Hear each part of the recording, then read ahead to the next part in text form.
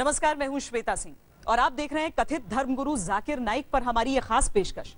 आतंक गुरु Zakir Naik Islamic research foundation का संस्थापक और खुद को धर्मगुरु कहने वाला जाकिर नाइक बीते 15 साल से देश विदेश में धार्मिक उपदेश दे रहा है। वो कई बार विवादित बयान देकर सुर्खियां भी बटोर चुका है, लेकिन ढाका के गुनहगारों से उसके कनेक्शन ने पहली बार उसका नाम आतंकवाद से जोड़ दिया है।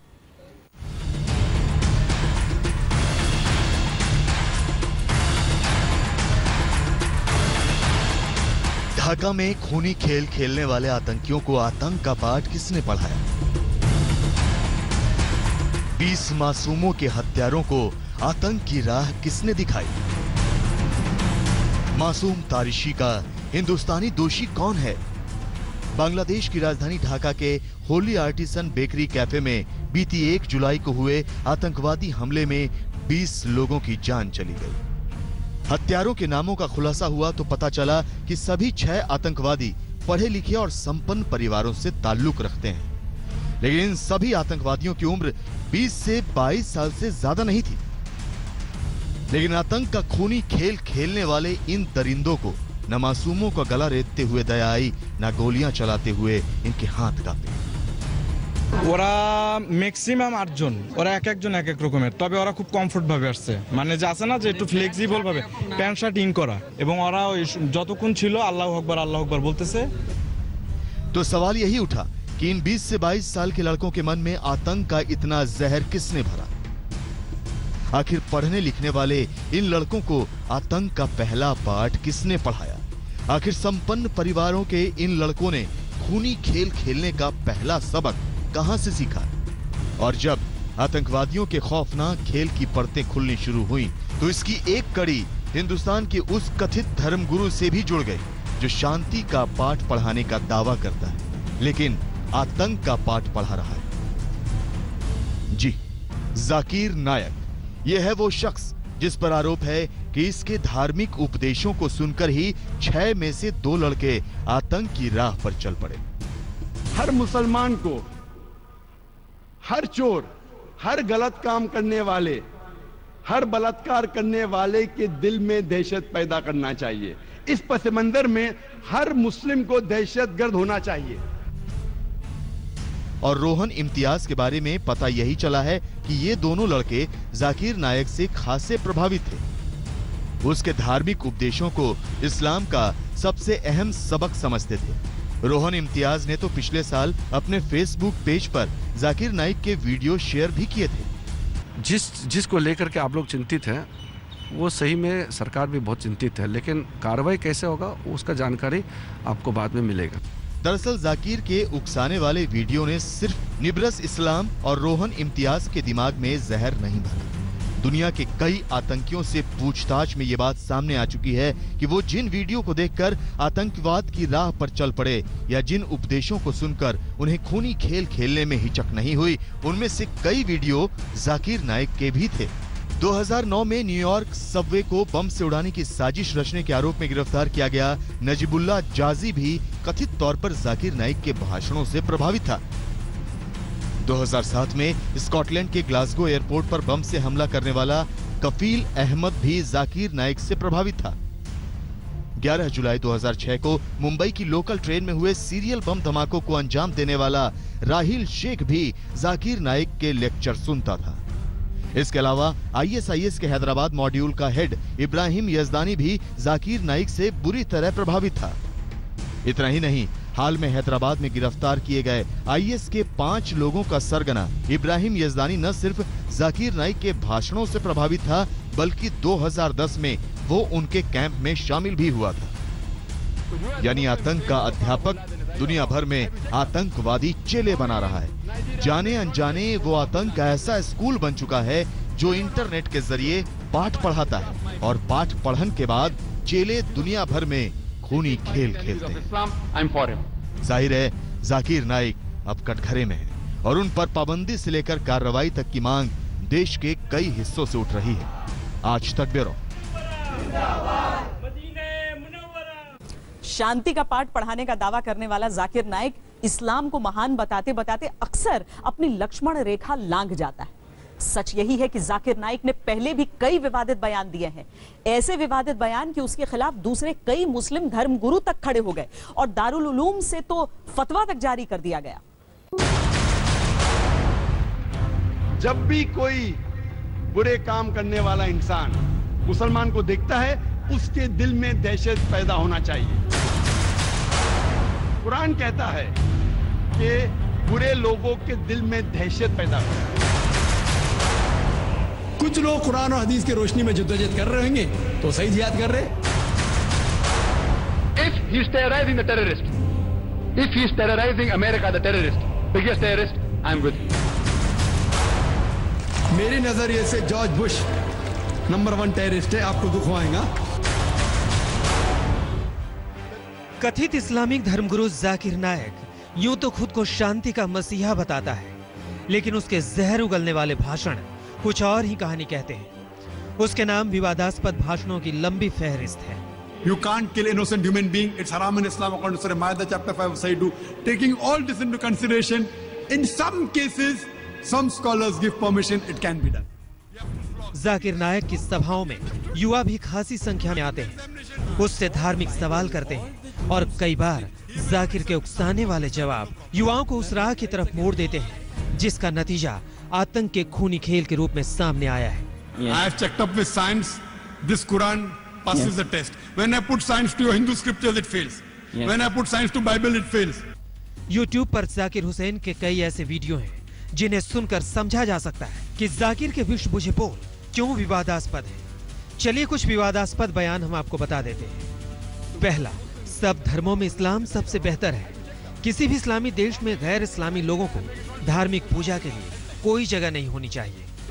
दूसरा, मुस्लिमों को अधिकार है कि वो अपनी महिला गुलामों के साथ सेक्स करें। तीसरा, सानिया मिर्जा को खेलते वक्त कायदे की ड्रेस पहननी चाहिए और कोई भारतीय राजनेता अपनी बेटी को बीच वॉलीबॉल खेलने नहीं भेजेगा, भले से अंतर्राष्ट्रीय खेल का दर्जा दे दिया जाए। चौथा, पश्चिमी देश महिला स्वतंत्रता के नाम पर अपनी माँ बेटियों को बेच रहे हैं। पांचवा, समलैंगिकों की हत्या कर दी जानी चाहिए। छठा, फिदाइन हमले गलत नहीं है और ओसामा बिन लादेन को आतंकवादी मानने से भी जाकिर नायक ने इनकार कर दिया। दरअसल जाकिर के विवादास्पद बयानों का आलम यह है कि कई मुस्लिम धर्मगुरु ही उन्हें कटघरे में खड़ा करते हैं। जाकिर के खिलाफ फतवा तक जारी हो चुका है। इस तरह के प्रचार में निकल के ये आता है कि आप एक धर्म विशेष को आगे बढ़ाने के लिए बाकी धर्मों को आप बुरा भला कहते हो। उसमें क्या होता है, आतंकवाद का प्रचार नहीं है वो, लेकिन वो एक नफरत जरूर पैदा करता है। हालांकि जाकिर नायक खुद पर लगे तमाम आरोपों को गलत बताता है।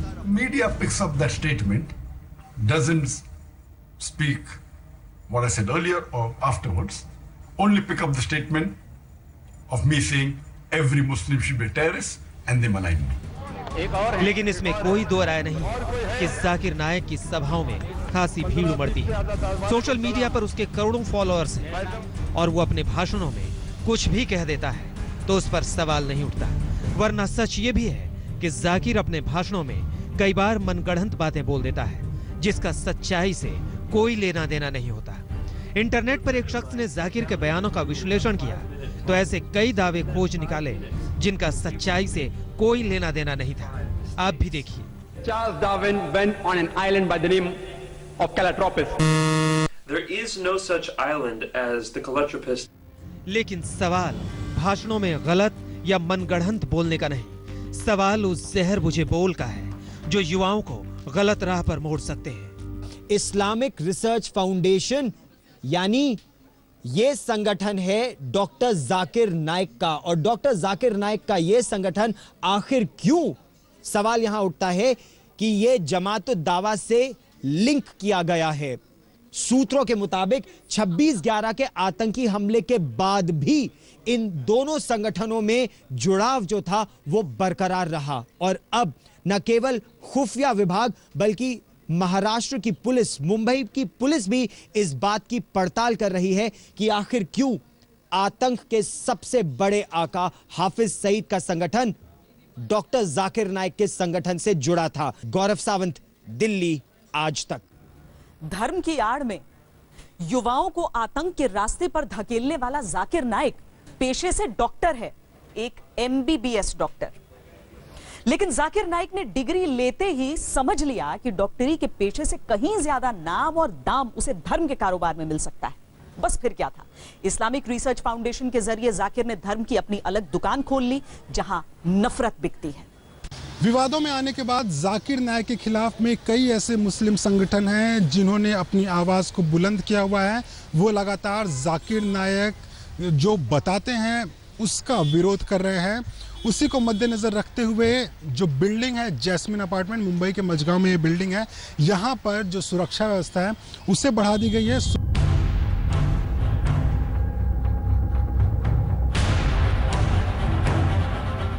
जाकिर नाइक देश में भले न हो, लेकिन इस वक्त चर्चे उसी के हैं। जाकिर नाइक आज वो धर्मगुरु है जिसके बारे में हर शख्स जानना चाहता है और जिसे आतंक गुरु से लेकर आतंक दूत तक न जाने क्या क्या कहा जा रहा है। लेकिन जिस जाकिर नाइक को धर्मगुरु के रूप में पहचाना जा रहा है वो पेशे से डॉक्टर है और मुंबई उसका शहर। इसी शहर में 18 अक्टूबर 1965 को उसका जन्म हुआ था। पिता पेशे से मनोचिकित्सक थे तो डॉक्टरी को लेकर शुरुआती रुझान जाकिर के मन में भी था और फिर इसी मेडिकल कॉलेज से जाकिर ने ली MBBS की डिग्री। पब्लिक स्पीकर बनने के पहले जाकिर नाइक ने अपनी MBBS की degree Topiwala Nair medical college से की थी और यूनिवर्सिटी ऑफ मुंबई से MBBS की डिग्री ली थी। जाकिर नाइक 1987 में अहमद दीदात नाम के एक शख्स से मिला हुआ था जो कि इस्लामिक प्रीचर हुआ करते थे और उस वक्त जाकिर नाइक इतना ज़्यादा इंस्पायर हो गया था अहमद दीदात से कि अहमद दीदात ने खुद उसे दीदात प्लस की खिताब दिया हुआ था।